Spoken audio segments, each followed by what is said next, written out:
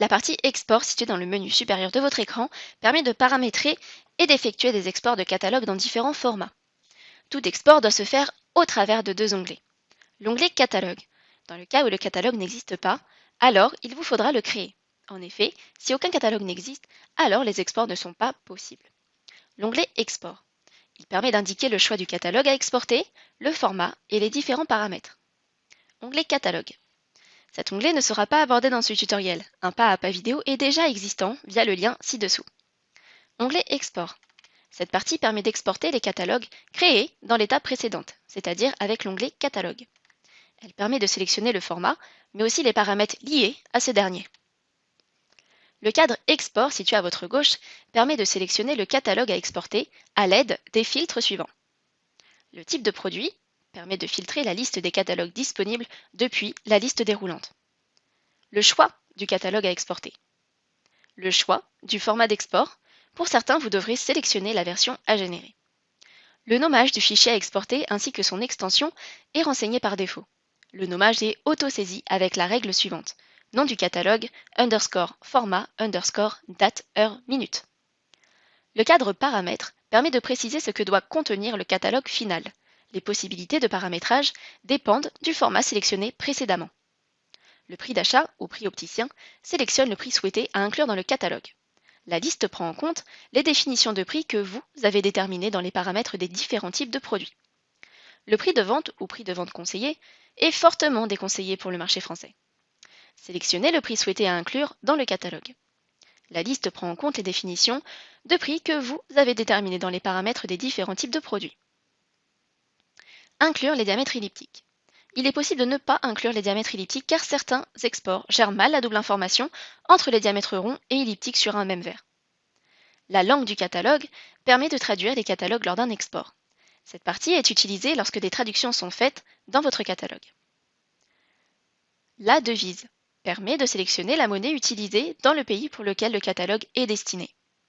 Le choix du code produit exporté doit être celui du fabricant ou du distributeur. Le choix du code commande exporté doit être le code commande ou le code interne. Trier par permet de faire le choix du tri dans le catalogue en fonction des noms ou des codes. Inclure les produits en état supprimé dans le catalogue. Cette information prend en compte la date d'historisation du catalogue. Lors de l'export, le statut, modifié, supprimé, est pris en compte, mais aussi les dates de fin de validité. Spécificité Optimize. Générer les gammes des associations. Si active, chaque gamme aura son propre identifiant. Utilisé si deux gammes de même type se recoupent, certains PMS ne gèrent pas ce cas. Par défaut, non sélectionnées, les gammes seront définies de la manière suivante. 001 pour stock, 002 pour fabrication, 003 pour hors gamme.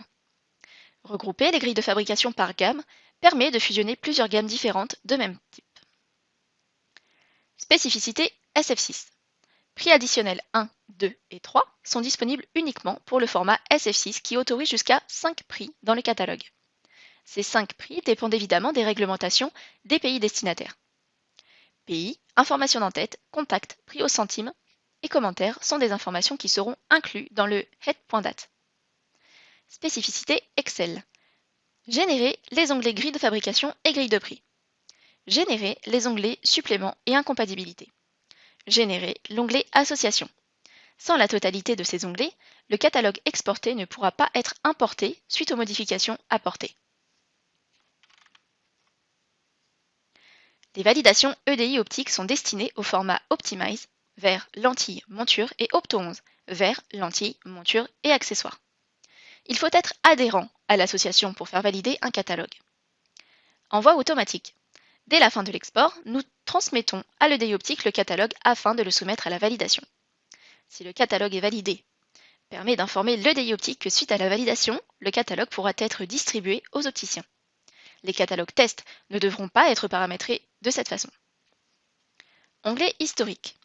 Cette partie reprend l'ensemble des exports réalisés. Voici les informations du tableau des historiques des exports. L'icône représentant une note permet de visualiser le rapport d'export.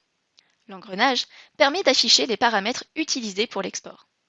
La représentation d'un certificat indique les statuts du processus de validation, Optimize et Opto11. Le bouton représentant un point d'interrogation indique que le catalogue est en cours de validation. Le bouton représentant une tique verte indique que le catalogue est validé. Le bouton représentant un cercle barré rouge indique que le catalogue est non valide. Le bouton représentant un personnage indique qu'une validation manuelle est nécessaire. Ce cas arrive lorsque la différence entre la quantité de produits validés lors de la précédente validation et la dernière est importante. Lorsque la case est vide, dans ce cas, le format ne fait pas appel au validateur EDI optique.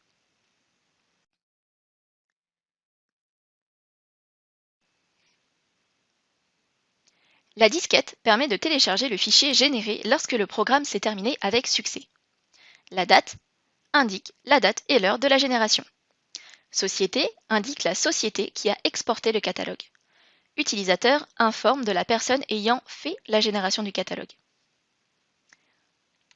Le type de produit indique le type de produit.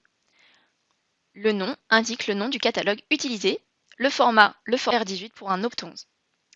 Enfin, l'état détermine le statut actuel de l'export du catalogue, en cours, terminé ou en erreur.